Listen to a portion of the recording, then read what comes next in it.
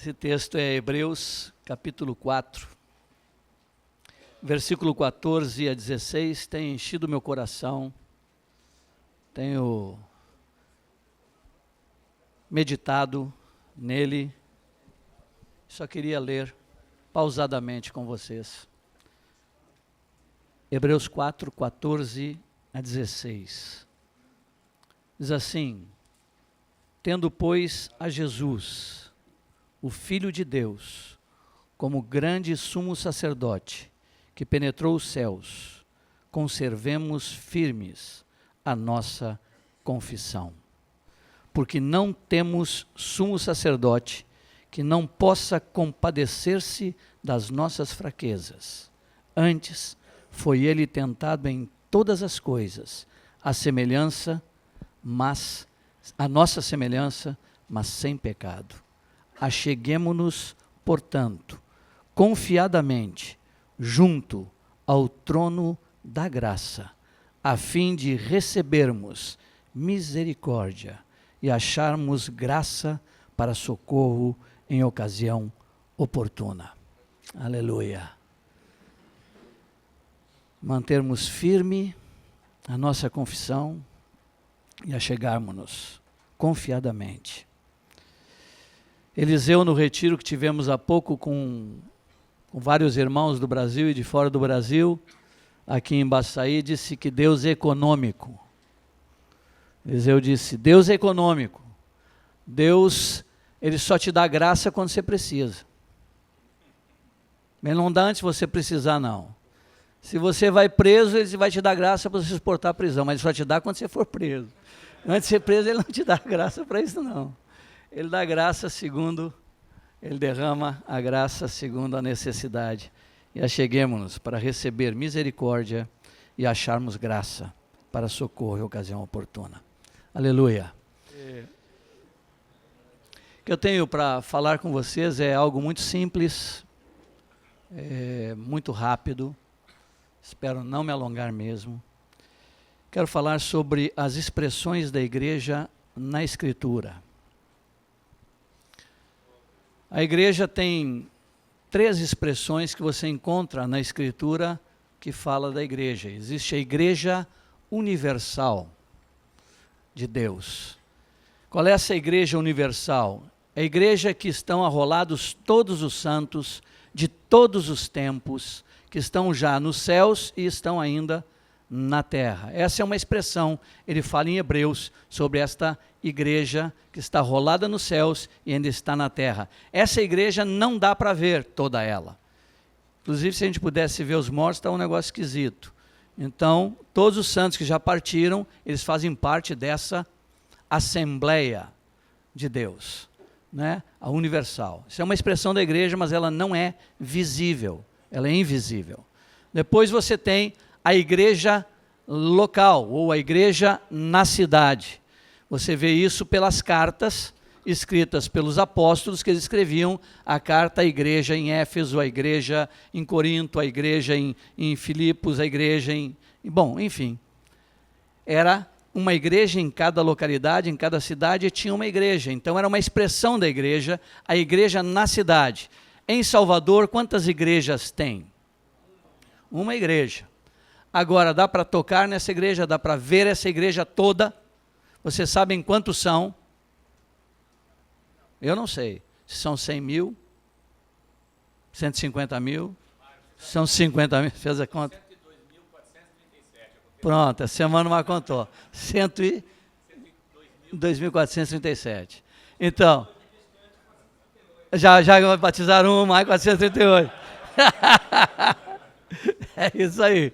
Então nós não podemos tocar nem visualizar essa igreja. Mas ela existe. Ela está lá em Salvador. Nós não conhecemos todos os nossos irmãos. Nós não conhecemos todos que são do Senhor, que estão nesta cidade. Esta igreja não é palpável, não dá para tocar e mensurar ela de uma forma visível, mas ela está aí, na cidade. Mas a outra expressão da igreja é a igreja na casa. Então essas 3 tu encontra na Escritura: a igreja, que é a Assembleia de Deus, arrolada nos céus e na terra, você encontra a igreja na cidade e você encontra a igreja que reúne na casa de fulano, a igreja que reúne na casa de ciclano, a igreja tal. Então a igreja na casa. E ele em Atos fala que eles estavam de casa em casa e tomavam suas refeições com alegria e singeleza de coração e partiam o pão. E perseveravam nestas coisas. Então você tem a igreja universal, que não é visível, a igreja na cidade, que é uma expressão da igreja, mas que tampouco você mensura ela, mas você tem a igreja na casa, que é expressão palpável, visível, e aonde a plenitude daquilo que se recebe é para ser refletido, é para ser vivenciado, é para ser ali. A plenitude da vida de Cristo tem que se manifestar na casa. É ali que se conhece, é ali que nós relacionamos, são as pessoas que nós conhecemos de perto. Ali a doutrina do Senhor é vivida, ali ela é repartida, ali ela é compartilhada. Ali os testemunhos são dados, ali as necessidades são conhecidas.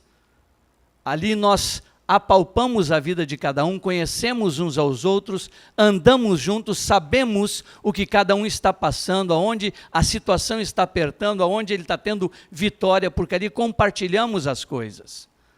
Mas esta igreja, na casa, o que eu quero dizer para vocês, é que é para expressar a vida cristã de fato, não para um esquema.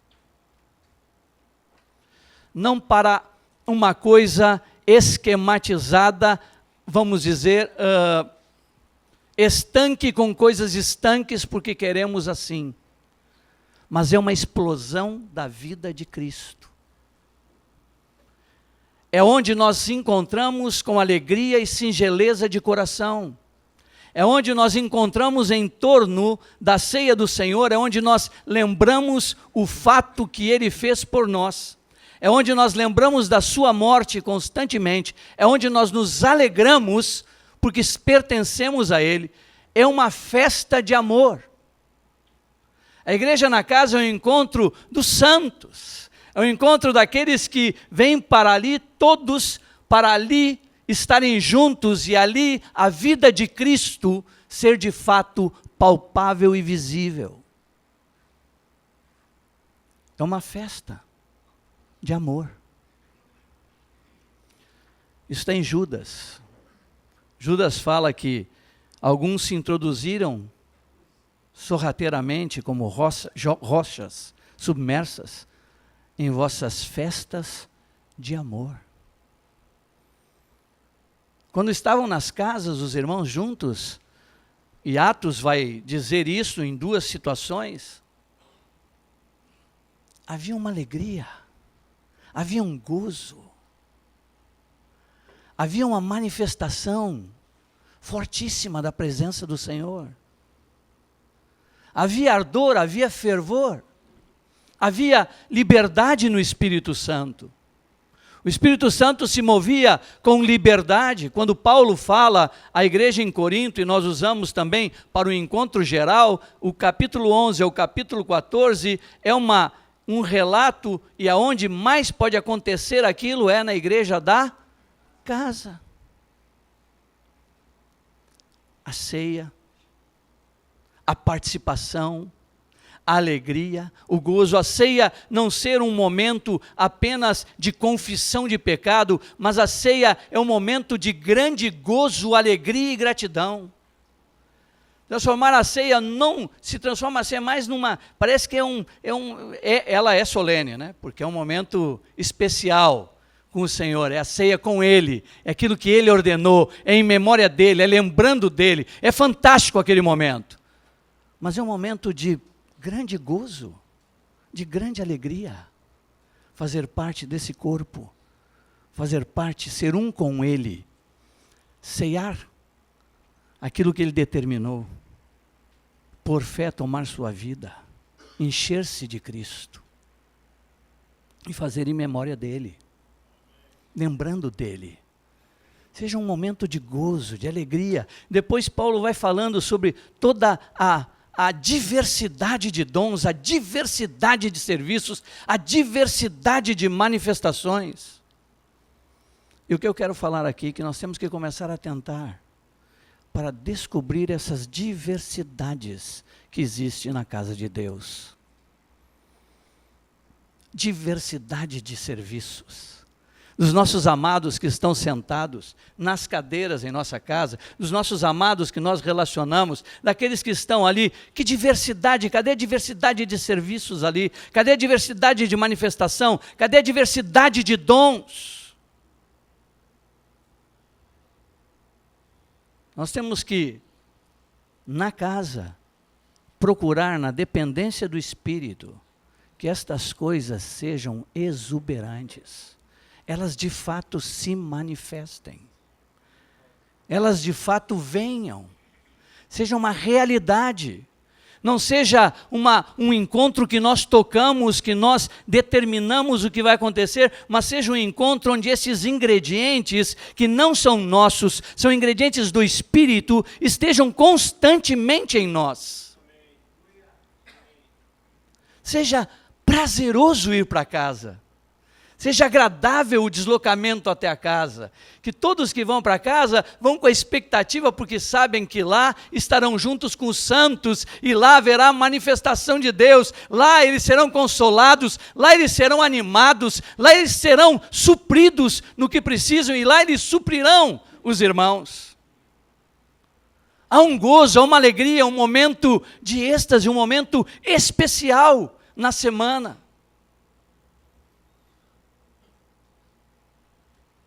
Nós temos que,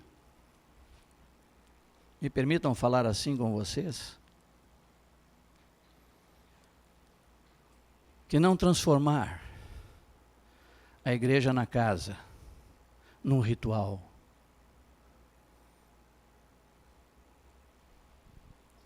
Numa liturgia.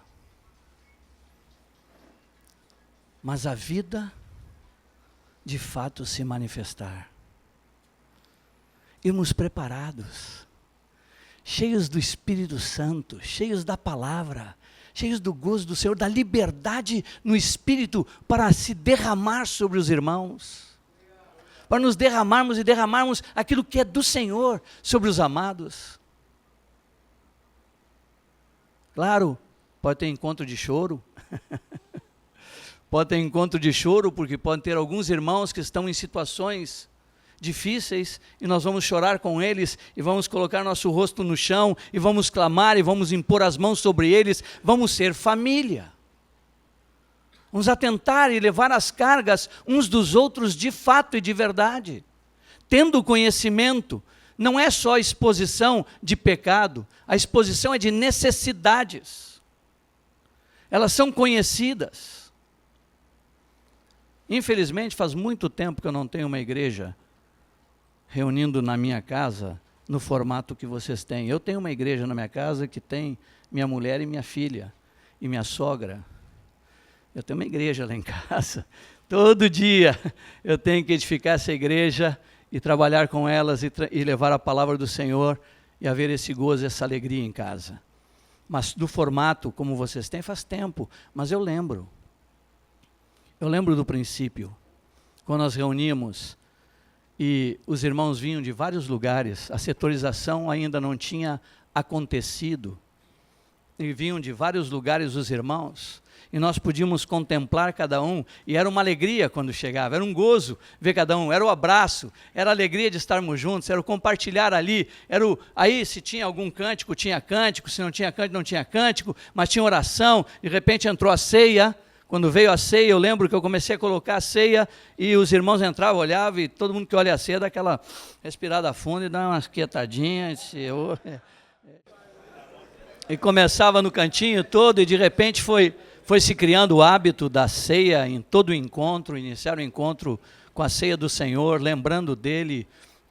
Havia alegria, havia choro de gratidão, havia comoção, pessoas comovidas, lembrando de quando foi o momento que ela se encontrou, o momento que ela entendeu, o momento que ela foi transformada por aquela morte, por aquela cruz, por aquela vida. Então, momentos que é para a vida se expressar. Não é um esquema. Não podemos transformar isso que é tremendo de Deus, que é uma expressão palpável, num esquema. E eu lembro então, quando vinham as pessoas que não tinham da setorização, vinham de vários pontos da cidade, a gente vinha aqui do aeroporto e ia para a minha casa na Barra.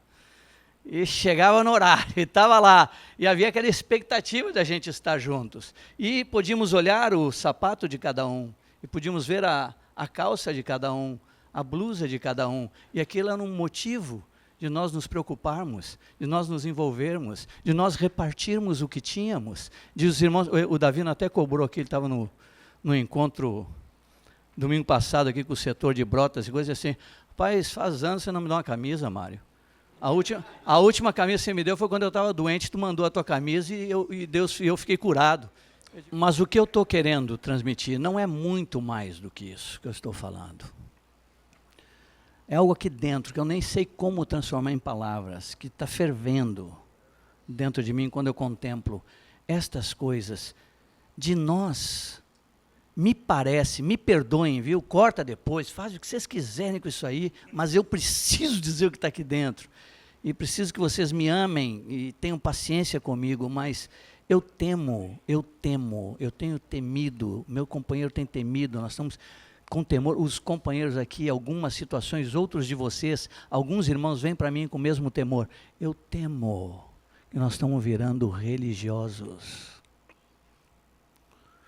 Que nós estamos virando uma congregação de religiosos, estruturadinhos, com tudo esquematizado, com tudo com uma liturgiazinha, preparada, prévia, antecipada, onde não há o espaço para que o Espírito jorre, para que a fonte ela seja constante e inesgotável a jorrar sobre os irmãos, a vida cristã de fato ser apalpada e vivida por nós. Esse texto, graça para tempo oportuno, para socorro, para misericórdia, para atendimento, para ajuda, para repartir, para viver o que está em Atos capítulo 2, 42 a 47, perseverarmos naquelas coisas todas, mas haver abundante graça, haver temor em cada alma, repartirmos as coisas. Amados, quando Jesus voltar, tem perguntas que ele vai fazer, mas ele não vai perguntar algumas coisas que são da nossa catequese, que está correta, são importantes textos que nós memorizamos, que são verdades do Senhor, que nos ajudam na nossa caminhada. Mas quando o Senhor chegar, tem perguntas que ele vai fazer, e as perguntas dele vão ser muito práticas. Não vão ser conceituais. Se você tinha o conceito certo ou o conceito errado. Ele vai perguntar assim, quando eu tive fome? Quando eu tive sede? Quando eu tive nu? Quando eu estive preso? Quando eu estive enfermo? Essas são as perguntas que o Senhor vai nos fazer.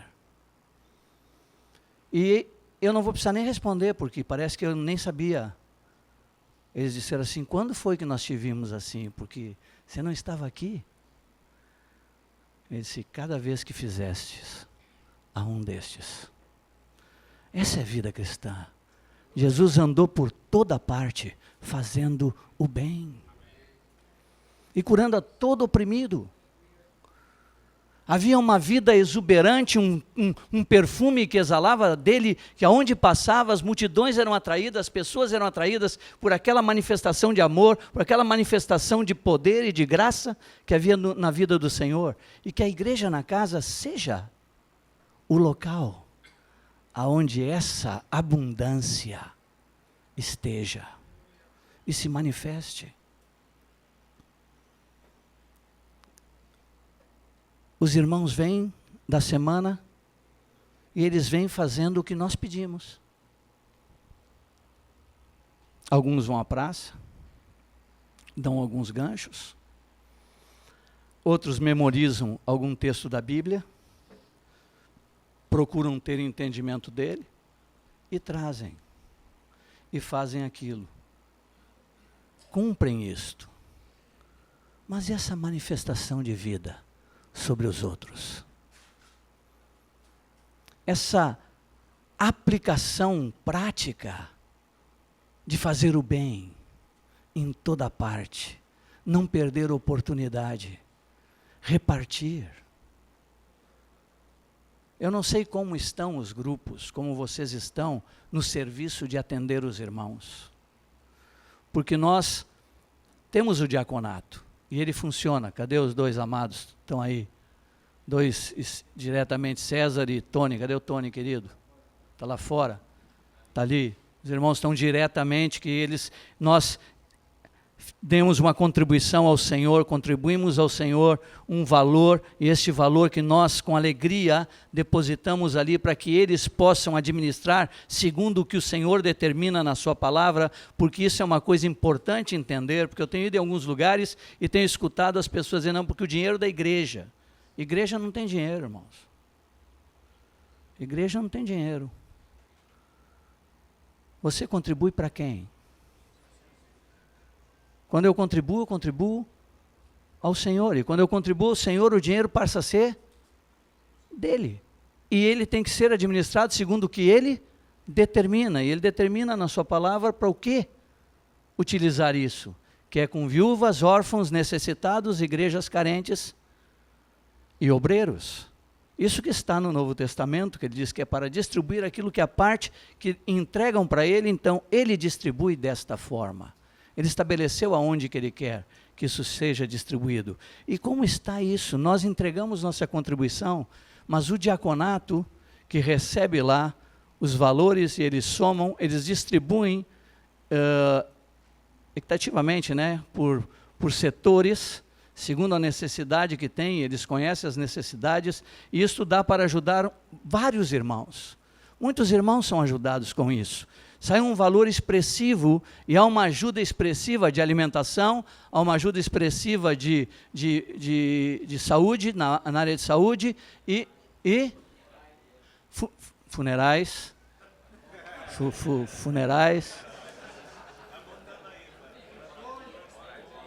moradia, medicações, construções, mas dá para alcançar todos? Não conseguimos alcançar todos. Não conseguimos, mas o que fazemos? Nós, ao fazer a contribuição, e tem que ser feita, nós descansamos em coisas que nós podemos fazer muito mais além do que isto. De irmos ver nossos irmãos. Tem irmãos, amados, que não estão, que você vai na casa dele, o colchão dele é um negócio que vou te falar, nem sei se é colchão. A cama, o móvelzinho onde ele bota a roupa, é um caos. E ele não está nem querendo você vá lá para dar isso para ele, não. Só você ir para abraçá-lo, para ele é a maior festa de amor e de alegria. A simples visita. O simples estar com ele, o simples ir até a casa dele, o simples lembrar dele e entrar na sua casa, que não seja só seu discipulador, mas a igreja da casa, o ame, o abrace, se envolva com ele, conheça a sua realidade, de fato, sejamos igreja. Manifestemos esta vida de Cristo, abundante, que anda por toda parte, fazendo o bem. Vocês peguem Tito, eu vou encerrando por aqui. Por favor, meus queridos, peguem Tito, capítulo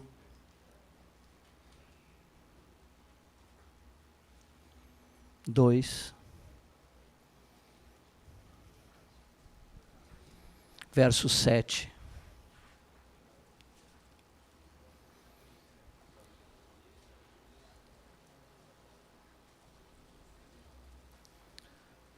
Em Tito tem 5 expressões fortíssimas de Paulo orientando o seu discípulo Tito. sobre andar fazendo bem. Aqui no 7 diz assim: torna-te pessoalmente padrão de boas obras. Claro que boas obras não é só repartir bens financeiros, não é só isso. Mas aqui diz padrão, a palavra é muito forte. Padrão é como se desse um murro e deixasse a marca na parede, uma marca forte. Torna-te pessoalmente padrão de boas obras.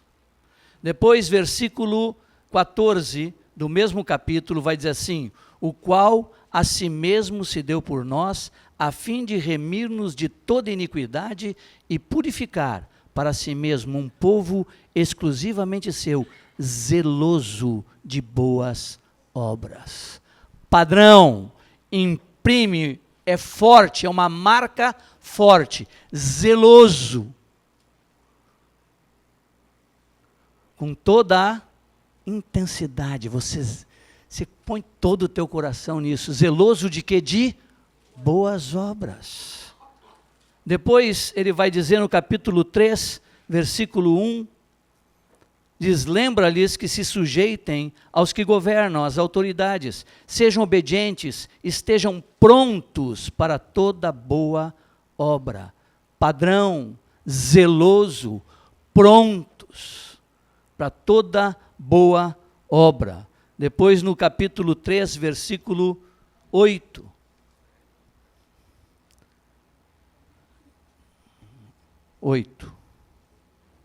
3:8. Fiel a esta palavra, e quero que no tocante a estas coisas faças afirmação confiadamente, para que os que têm crido em Deus sejam solícitos na prática de boas obras. Estas coisas são excelentes e proveitosas aos homens. Padrão, zeloso, pronto, solícitos. Em quê? Em boas obras. Depois, no versículo 14 do capítulo 3, penúltimo versículo, ele diz assim: agora quanto aos nossos, que aprendam também a distinguir-se nas boas obras a favor dos necessitados, para não se tornarem infrutíferos. Padrão, zeloso, pronto, solícito, distinguir-se. No quê? Nas boas obras. Por quê? Porque Jesus andou por toda parte, fazendo o bem e curando a todos os oprimidos do diabo. Por quê? Porque Deus era com ele. E se Deus é conosco, e é, nós temos que andar por toda parte fazendo o quê? O bem, e curando a todos os oprimidos. Uma vida cristã de fato, prática, uma vida, uma vivência, uma expressão de fato desta exuberante vida de Cristo, que palpita dentro de nós, que foi derramada em nós. E sendo o padrão, vamos envolver nossos irmãos. Não conceitos só. Prática. A igreja na casa ser de fato uma família que se ama. Que todos que estão naquela casa se amam profundamente. Se animam profundamente.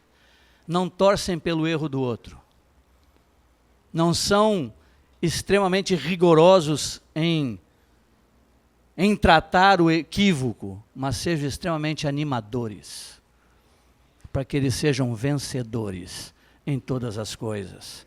Nós possamos ajudar nossos irmãos, viver de fato o que está ali em Atos. Quando sentarmos na casa, haver grande alegria, singeleza de coração, comer nossas refeições, estarmos juntos, deixarmos o Espírito Santo permear todas as coisas, dependermos dele, irmos para lá com o coração dependendo do Espírito em oração, jejuarmos por este encontro, para estarmos junto com os irmãos, para que as coisas sejam atingidas, para que Deus se manifeste, para que a graça dele venha, para que seu Espírito seja derramado, para que seus dons se manifestem, para que a igreja tenha ardor e fervor naquilo que procede do Senhor. Amém, amados? repetir a palavra, falarmos a palavra com alegria, juntos, o texto, qual seja o texto, seja esse, podemos memorizar na hora, todos juntos, repetindo juntos a palavra, sem cobrança, sem cobrar, mas repetirmos juntos como um cântico e aprendermos juntos a palavra do Senhor. Amém, amados?